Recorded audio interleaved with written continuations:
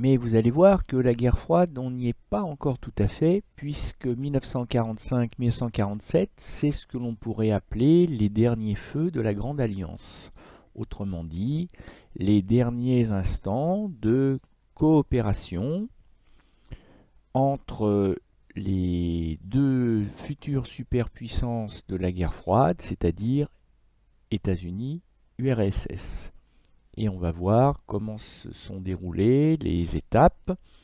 de ces dernières formes de coopération entre soviétiques et américains.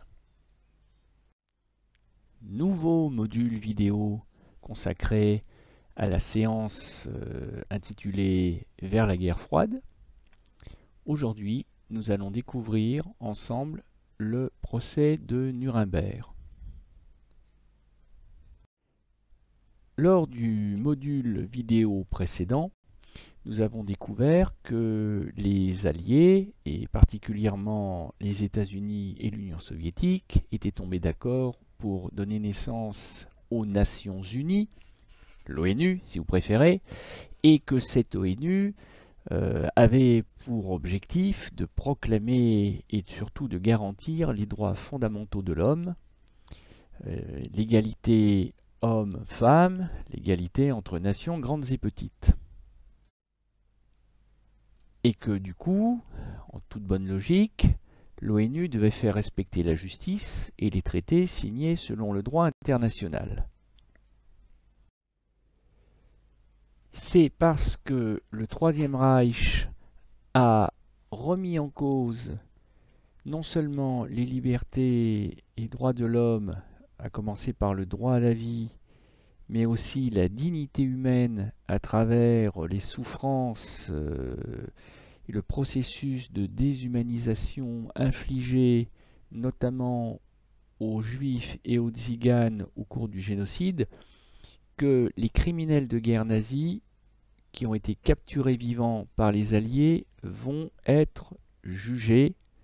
lors de ce retentissant procès de Nuremberg, qui est une première parce que après 1918, et malgré les crimes de guerre et surtout les crimes perpétrés contre les civils, notamment par les Turcs ottomans contre leur minorité arménienne, rappelez-vous le génocide arménien de 1915, et bien malgré cela, il n'y avait pas eu de grands procès, quelques procès pour la forme, mais sans plus. Là, la justice internationale va passer et va châtier les coupables. Alors, pourquoi le choix de Nuremberg? Eh bien, d'abord, pour des raisons purement pratiques et matérielles. Nuremberg se trouve à peu près au centre-sud de l'Allemagne, en zone d'occupation américaine, mais c'est surtout que la ville a été relativement peu détruite par les bombardements alliés et par les combats lors de l'invasion de l'Allemagne par les Alliés, parce que Nuremberg n'était pas un objectif militaire majeur, n'abritait pas véritablement de troupes ni d'usines d'armement majeures, et donc la ville était relativement en bon état, ce qui permettait de garantir le déroulement d'un procès accueillant des milliers de journalistes, juges, greffiers, dans des conditions décentes, c'est-à-dire avec un accès à l'eau potable et à l'électricité, ce qui dans l'Allemagne de l'immédiate après-guerre n'était pas assuré partout. Mais la deuxième raison, c'est que c'est aussi à Nuremberg qu'à partir de 1935, même à 1933 en fait, dès l'arrivée d'Hitler au pouvoir, la petite ville de Nuremberg est devenue la capitale culturelle, si je puis dire, du Troisième Reich, et tous les étés, les députés du parti nazi, le Reichstag, mais aussi les militants du parti nazi, venaient se rassembler dans une gigantesque enceinte pour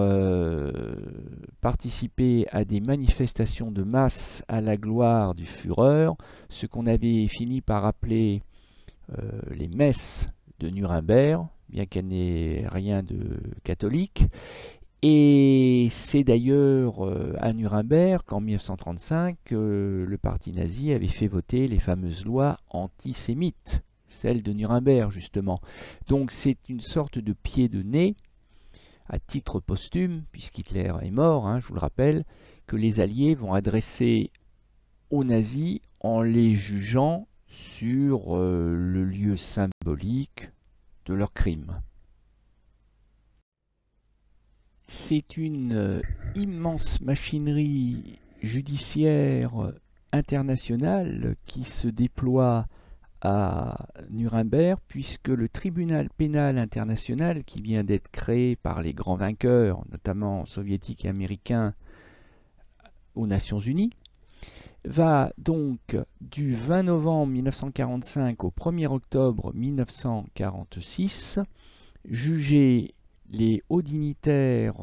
du parti nazi, du moins ceux qui sont tombés vivants aux mains des Alliés. Donc vous pouvez retrancher de la liste un certain nombre de personnalités comme Hitler et Himmler qui ont pris la précaution de se suicider avant de tomber aux mains de leurs ennemis. Mais pour les autres, eh bien, ils vont devoir répondre de leurs actes devant des juges et des procureurs qui seront nommés par les 4 grands vainqueurs européens de la Seconde Guerre mondiale, donc américains, soviétiques, britanniques et français, qui fourniront aussi, si besoin, des avocats, même si les accusés préféreront choisir des avocats allemands du moment qu'ils ne sont pas nazis, les Alliés l'accepteront. Le personnel, les greffiers, les huissiers, les traducteurs aussi, c'est très important parce que le procès va être traduit dans toutes les langues des vainqueurs et aussi des accusés. Donc l'allemand, donc le français, donc le russe, donc l'anglais en particulier. Donc vous allez avoir des milliers de traducteurs qui vont en simultané avec des casques audio qui ressemblent peu à ceux d'aujourd'hui d'ailleurs, vont traduire en simultané les propos des uns et des autres. Donc cette immense machinerie se déroule sur pratiquement un an. Et parmi les 24 accusés, celui qui tient le rôle de la vedette, c'est sans nul doute Hermann Göring, qui, selon les époques, a fait figure de numéro 2 ou de numéro 3 du parti nazi, donc un des principaux lieutenants d'Hitler. C'est celui qui est cerclé de rouge, mais malheureusement il a tourné la tête au moment où le photographe a pris le cliché. Et donc ils sont jugés tous pour complot, pour crime de guerre, mais aussi pour un tout nouveau chef d'inculpation qui vient d'être instauré dans le droit international, c'est le crime de guerre contre l'humanité. Et ça, c'est une première historique. Pour la première fois dans le droit international, et d'ailleurs introduit ce crime contre l'humanité, imprescriptible, et c'est sur la base de ce crime que vont être jugés donc les 24 prévenus, qui vont avoir fort à faire pour nier l'évidence, puisque sont projetés des films pris lors de la libération des camps de concentration, mais aussi parce que des témoins qui ont survécu comme Marie-Claude Vaillant-Couturier vont témoigner des horreurs subies dans l'enfer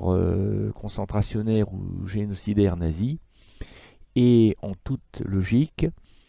12 des 24 prévenus vont être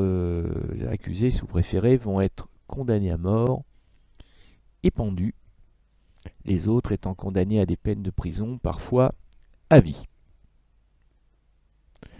Donc on voit que la coopération entre les Alliés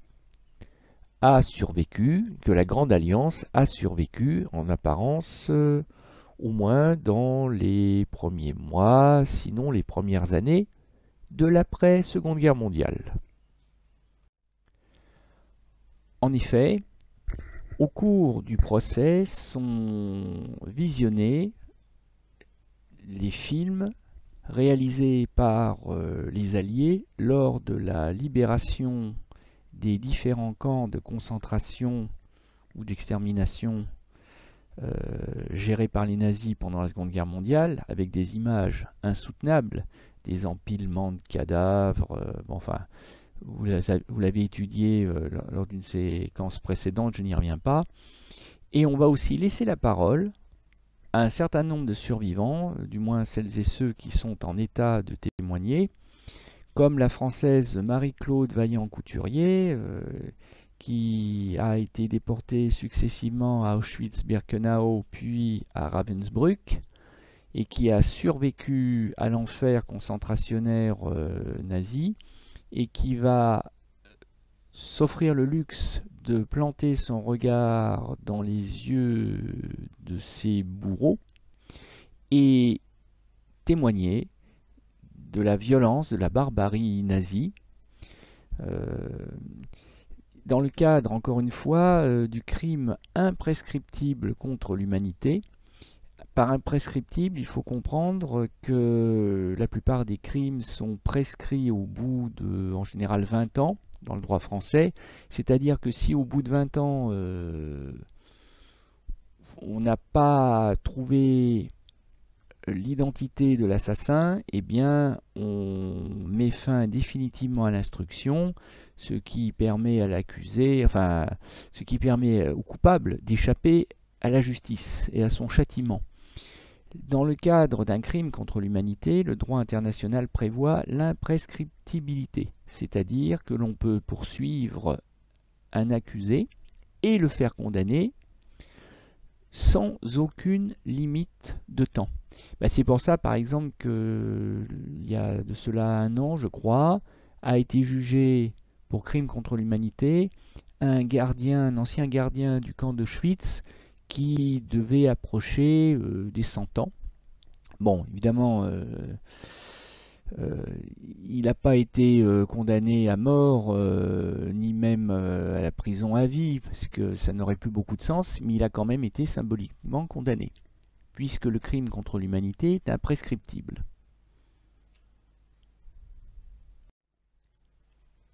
À l'issue de ce procès, la moitié des accusés est condamnée à mort par pendaison, et la peine sera appliquée quasi immédiatement. Les autres échappant à la peine de mort, mais pour être condamnés à des peines de prison, parfois à vie.